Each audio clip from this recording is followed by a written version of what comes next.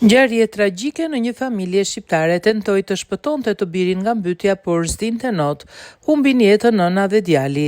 Një ngjarje tragjike ka tronditur lagjen Llaçine të Montrealit, ku një grua 34 vjeçare dhe djali i saj 3 vjeçar humbën jetën pas mbytyjes në një pishinë rezidenciale mbrëmjen e së martës. Viktimat janë nga Kosova, komuna e Deçanit, Elzina Ramosaj Morina dhe djali i saj Mitur Elon.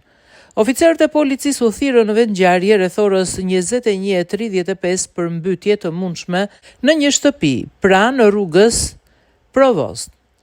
Me të mbërritur ata i gjetën të dy viktimat pa ndjenja. Pavarësisht përpjekjeve nga policia dhe ndihmësit mjekësor, gruaja dhe fëmia u shpallën të vdekur në vend ngjarje. Sipas provave hetimore të mbledhura në vend ngjarje nga policia e Montrealit, duket se nuk ka element kriminal në këtë ngjarje, konfirmoi oficeria e policisë. Zyra e mjekut ligjor është njoftuar për këtë vdekje dhe një hetim është duke u zhvilluar nga mjeku ligjor doktor Edgar Nasif.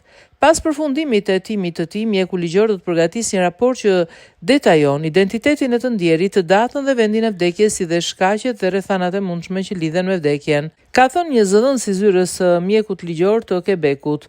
Nëse konsiderohet e përshtatshme, ai mund të japë edhe rekomandime të cilat janë masa parandaluese që synojnë mbrojtjen e jetës njerëzore dhe parandalimin e vdekjeve në rrethana të ngjashme, shtoi ai. Procesi hetimor i mjekut ligjor është konfidencial deri në publikimin e raportit të tij përfundimtar, i cili është publik.